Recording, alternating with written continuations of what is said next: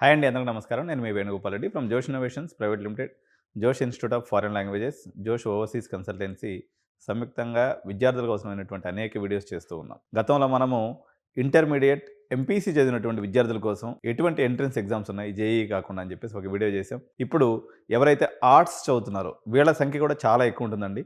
HEC, CEC, MEC ఇలాంటి కోర్సులు చదువుతూ చాలామంది మెరిటోరియస్ స్టూడెంట్స్ సీఏ కోసం, సిఎస్ కోసము, అదేవిధంగా సిఎంఏ కోసము, సిఎఫ్ఏ కోసం రకరకాల ఎగ్జామ్స్ కోసం ప్రయత్నం చేస్తూ ఉంటారు. సో ఇవే కాకుండా దాదాపు ఒక 20 ఎగ్జామ్స్ పైనే వీళ్ళకి ఎంట్రన్స్ ఎగ్జామ్స్ ఉంటాయన్నమాట. సో వీటిల్లో కూడా అద్భుతమైనటువంటి కెరీర్ అవకాశాలు ఉంటాయి. ఎవరైతే ఇంజనీరింగ్ సైడ్ పోవద్దు అని అనుకున్నటువంటి ఎంపీసీ పిల్లలు కానీ, బైపీసీ పిల్లలు కూడా ఈ ఎగ్జామ్స్ని రాసుకునేటువంటి అవకాశం ఉంది. ఇటువంటి ఎగ్జామ్స్ గురించి ఈరోజు మనం తెలుసుకుందాం అనమాట. ఎందుకంటే చాలా గవర్నమెంట్ యూనివర్సిటీస్ అనుకోండి, లేకపోతే నేషనల్ యూనివర్సిటీస్ అనుకోండి, వీటి రిలేటెడ్గా ఉన్నాయి. సో ఇందులో మొట్టమొదటిగా మనం చర్చించుకోవాల్సినటువంటిది తెలుగు రాష్ట్రాల్లో పూర్తిగా నెగ్లెక్ట్ చేయబడినటువంటి ఒక ఎంట్రన్స్ టెస్ట్ గురించి నేను ఇప్పుడు చెప్పబోతున్నాను. దీన్నే కామన్ యూనివర్సిటీ ఎంట్రన్స్ టెస్ట్ అంటారు. దీన్ని సియూవిటి అని కూడా అంటారు అనమాట. అంటే ఏదైతే సెంట్రల్ యూనివర్సిటీస్ ఉన్నాయో ఈ యూనివర్సిటీస్లో అడ్మిషన్ తీసుకోవాలన్నట్లయితే మనకి ఎంట్రన్స్ ఎగ్జామ్ అనేది రాయాల్సి ఉంటుంది. తెలుగు రాష్ట్రాల్లో వేల సంఖ్యలో మాత్రమే రాస్తున్నారు. మామూలుగా దేశవ్యాప్తంగా తీసుకున్నట్లయితే నార్త్లో ఎక్కువ మంది ఈ ఎగ్జామ్ రాస్తారు. దాదాపుగా భారతదేశ వ్యాప్తంగా చూసుకున్నప్పుడు 24 లక్షల మంది ఎగ్జామ్ రాస్తున్నారు అనమాట. దీంట్లో లాజికల్ రీజనింగ్తో పాటు మీ కోర్ సబ్జెక్ట్స్ కూడా దీంట్లో జనరల్ అవేర్నెస్ ఒకటి ఉంటుంది, లాజికల్ రీజనింగ్ ఉంటుంది.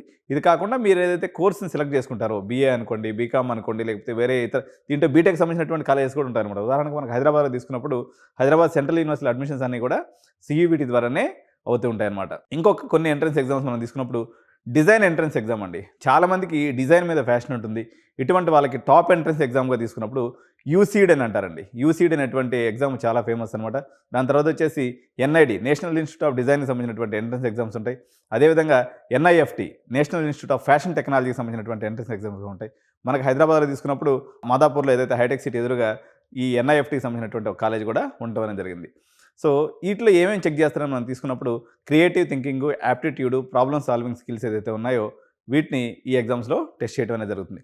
ఈచ్ ఎగ్జామ్ గురించి అండి, సియూవిటి గురించి అనుకోండి, అయితే యూసీడ్ గురించి, ఎన్ఐటి గురించి, ఎన్ఐఎఫ్టి గురించి నేను సపరేట్ వీడియోస్ చేస్తాను. కాకపోతే ఇప్పుడు ఓవరాల్గా ఏమేమి ఎగ్జామ్స్ ఉన్నాయి అనేది మనం మాత్రం చూద్దాం ఇప్పుడు. అదేవిధంగా లక్రేటివ్ కెరియర్ ఇప్పుడు చాలామంది పిల్లలు బాగా డబ్బున్నటువంటి వాళ్ళ పిల్లలు కానీ చాలామంది ప్యాషన్ తోటే లా ఎంట్రన్స్ ఎగ్జామ్స్ కూడా రాస్తున్నారు.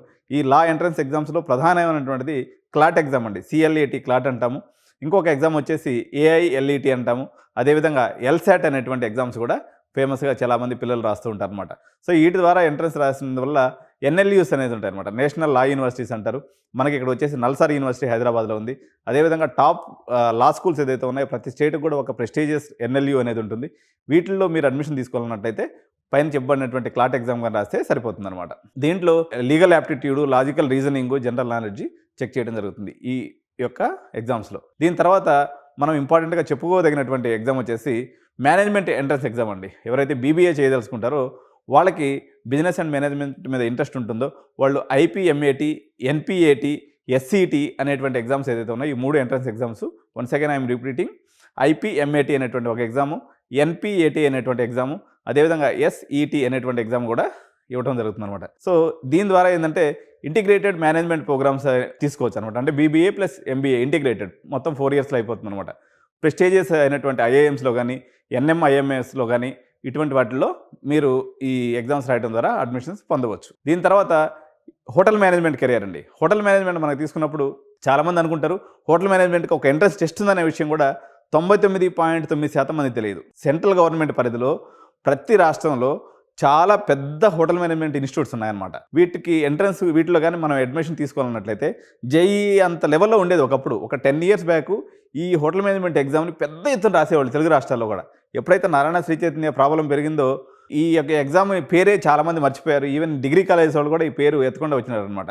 ఎందుకంటే హోటల్ మేనేజ్మెంట్ కెరియర్ అనేది ప్రామిసింగ్ కెరియర్ అండి. మీకు ఆర్టిఫిషియల్ ఇంటెలిజెన్స్ వచ్చినా, రోబోట్స్ వచ్చినా హోటల్ మేనేజ్మెంట్ కెరియర్కి వచ్చిన దెబ్బలేదు.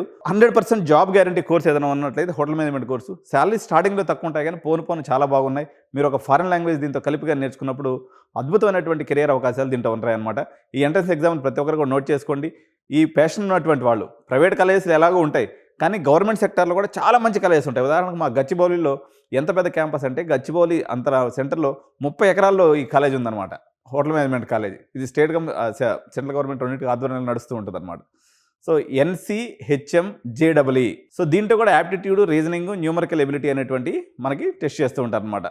మీరు ఈ ఎంట్రన్సెస్లో మీ యొక్క ప్యాషన్ బట్టి నేషనల్ లెవెల్ ఎంట్రన్స్ ఎగ్జామ్స్ రాసుకున్నట్లయితే మీకు చాలా తక్కువ ఫీజుకి, అంటే మీరు ఎప్పుడైతే నేషనల్ లెవెల్, ఇప్పుడు మీకు తెలిసిందే కదా, టాప్ మోస్ట్ NITస్లో కూడా SC/ST పిల్లలు కానీ, BC పిల్లలు కానీ ఫీజు రీయింబర్స్మెంట్ అనుకోండి, లేకపోతే ఎటువంటి ఫీజులు లేకుండా ఉంటాయన్నమాట. మీరు ఎంట్రన్స్ టెస్ట్ ద్వారా వెళ్ళినట్లయితే మీకు టాప్ నాచ్ ఇన్స్టిట్యూషన్స్లో మీకు అత్యంత తక్కువ ఫీజుకి మీరు హ్యాపీగా మీ కోర్స్ కంప్లీట్ చేసేటువంటి అవకాశం ఉంది. ఇప్పుడు NITలో మీరు సీటు పొందితే ఎంత మీరు గర్వంగా అనుకుంటారో, క్లాట్ రాసి NLEస్లో ఏదైతే నేషనల్ లా యూనివర్సిటీస్ ఉన్నాయో, ఇటువంటి నల్సార్ లాంటి దాంట్లో వచ్చినా కూడా it is also equivalent to NIT, IIT అని మీ అందరికి కూడా నేను చెప్తూ ఉన్నాను అనమాట.